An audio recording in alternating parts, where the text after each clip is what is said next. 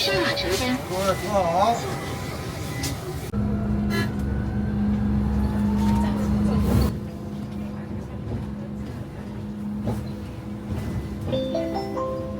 各位乘客，新东安市场到了，请您从后门下车。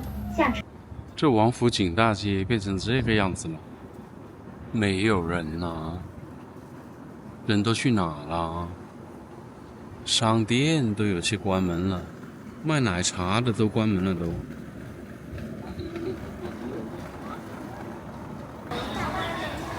大石烂是这条步行街的名字，但是它写作大栅栏。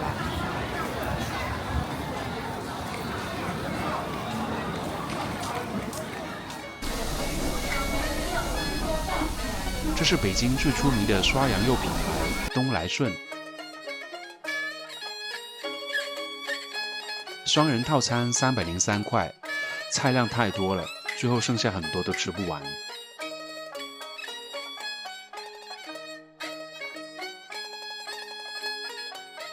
这条步行街和南锣鼓巷的区别，好像就是这边的餐厅更多一些，而那边呢，基本上都是小吃为主。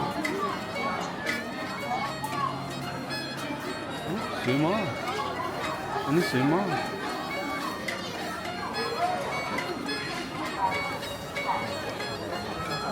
北京有天坛和地坛，顾名思义，一个祭天，一个祭地了。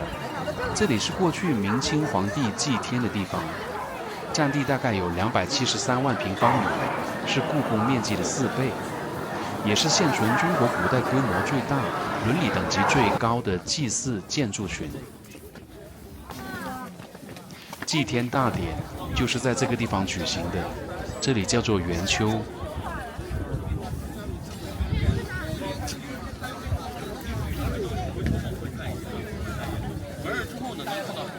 围绕了天坛外侧的圆墙对着墙外，然后圆墙外是不是方塔？是不是？方面的象征了中国最古老的。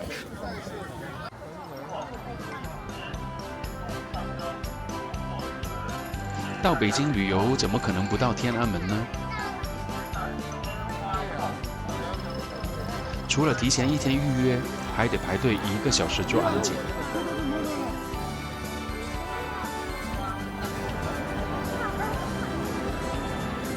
警察看到老挝朋友别着麦克风，让我提醒他，在这里不可以进行采访，也就是你不可以随便和别人交流。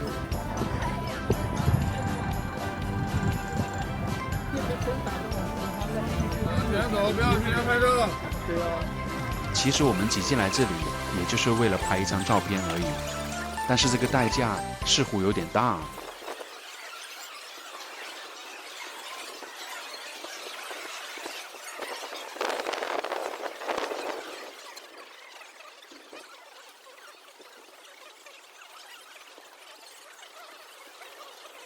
穿过天安门就是故宫的入口了，人人平等，所以老人、婴儿、行动不便者，大家都在这里排队。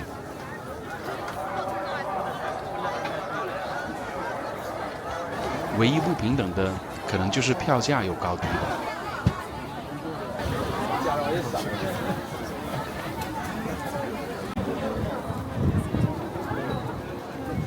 5年前我到这里旅游的时候，还有机会站在这里傻想，想象着古代的人生活在这里是什么样子的一个感受。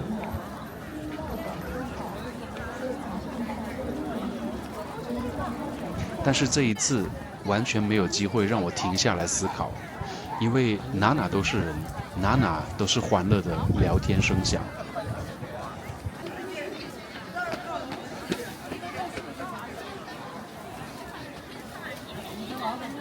既然想要清静一点的景点，那我就领他离开市中心一些吧。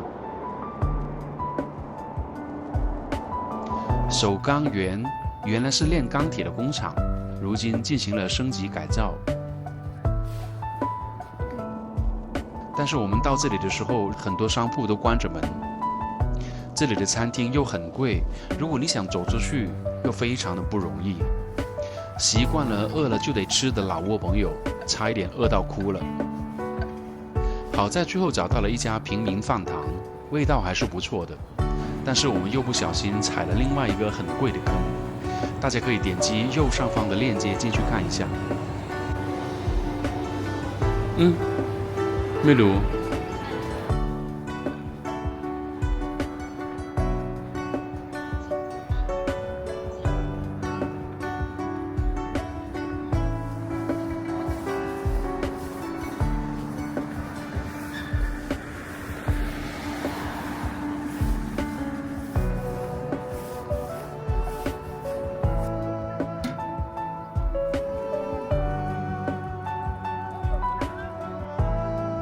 这个就是滑雪大跳台，2022年谷爱凌就是在这里比赛的。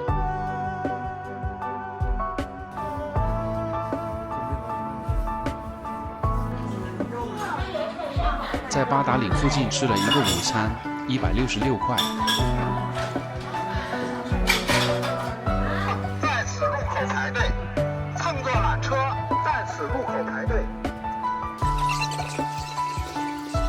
崭新的面貌迎接大包小包过安检，有打火机的喜字星，一级防护区，今天行。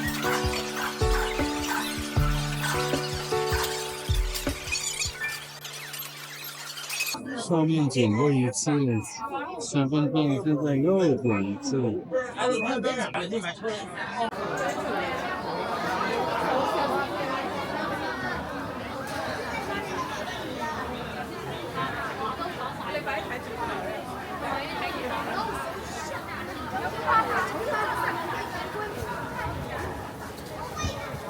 往上走，往上走，下边看往上走，对，往上边走，让我试一下。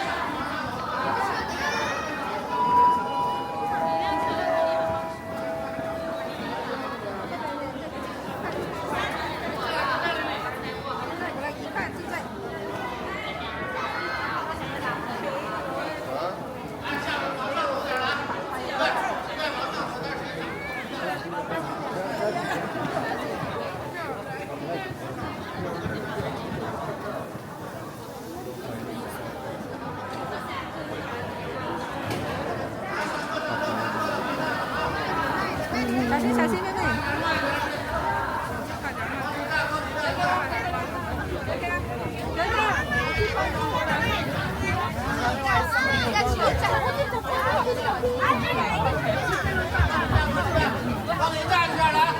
看到中国最著名的景点，居然是这种管理方式，说实在，又是心痛，又有一些愤怒。这个地面缆车行驶了不到3分钟就到站了，我提前在携程买好了缆车加门票，175块。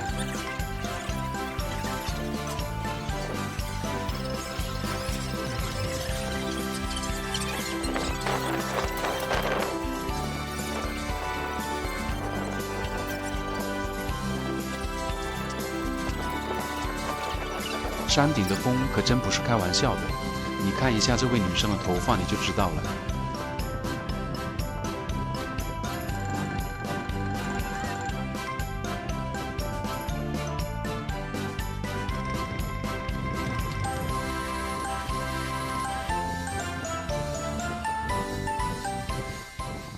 在这里该向左还是向右，我其实是不知道的，完全就是运气好，选择了向左那边走走看。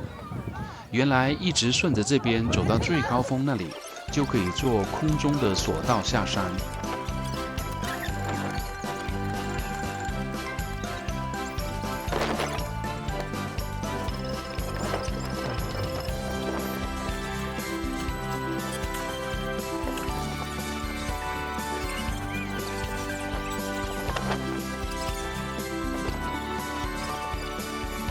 虽然是大冬天又很冷，但是游客还真的是非常多。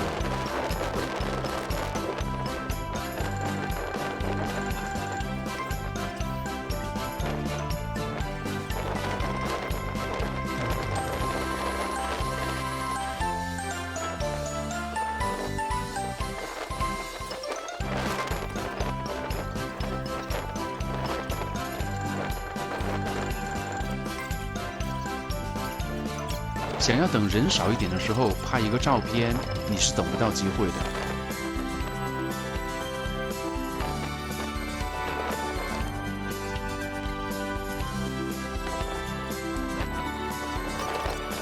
就这样一直上上下下的爬了1个半小时，想着说解脱了，终于可以坐这个索道下山了。结果隧道里面滞留了一些黑拉车，我们也不知道为什么他有的人啊，当时不是硬闯的闯进去了。你们现在这个估计没机会，他彻底把门给关了。但是不是2点钟停了吗？怎么现在还能闯得进去？这个我跟你说，大哥，其实我们也不知道他这个索道啊，到底是他妈胡里外产。他有时候他自己也是可能边停边看的情况呢。当时你们要趁着他没把那栏杆放之前闯进去，估计也能跟着他们一块儿强行就几个坐下来。但现在来看就是说呢，他上车口在哪里的？现在还有没有机会啊？那不行，你翻进去看。我们只是说让你们注意，为什么呢？因为我们也管不了索道，你知道吧？管不了索道的话，他们索道也嫌我们有时候帮游客多问了玩，游客打一个客户热线，还旁边把他们投诉，他们事后就骂一顿。因为我看他们就还有人在上面。那你就翻那个栏杆进去，叫那个里面，你过去看看他是不是还能开。哎，我们都不知道他栏杆放算了吧。算了吧，爬栏杆这个事儿我是干不了了。无奈之下，我们只好走路下山了。到这里再无去路了，据说这里就是所谓的好汉坡，也就是长城的制高点。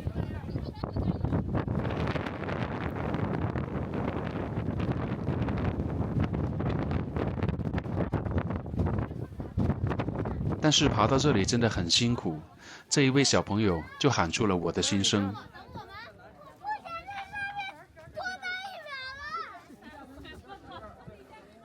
其实下山更难，梯级更高，倾斜度也更大。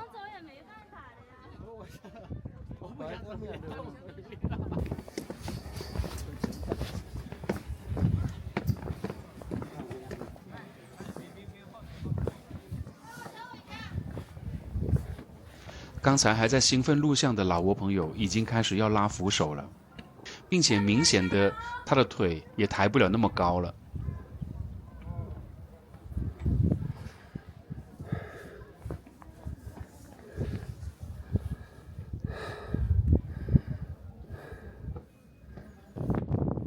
我呢就得全程盖上风衣的帽子，因为一旦拿下来，风就吹到头痛。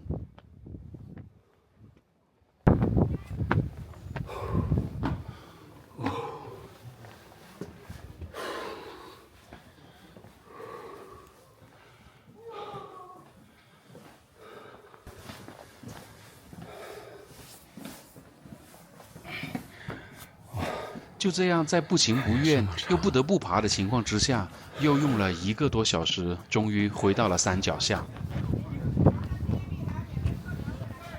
然而，更难的事情还在后头呢，因为5点多的交通高峰期开始了，我们不能直接打车回酒店，只能坐景区的巴士，先回到市区，再转地铁，出了地铁站再打车。巴士里面的显示屏已经完全放弃英文翻译了。北土城站，拼音直译，连一个 station 都不用了。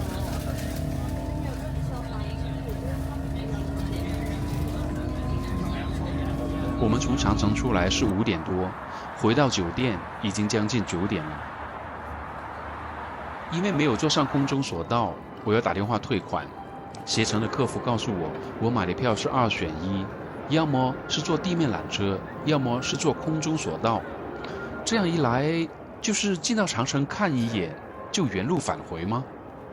这个真的是有点超出我的理解能力了，请大家帮我看一看吧，我应该如何去理解这个票的命名？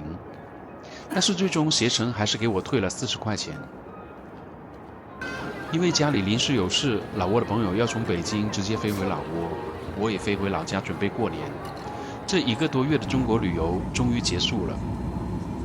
我尝试着整理一下作为中国人和老挝人的不同感受，制作一集关于中国旅游的总结视频，期待大家的收看。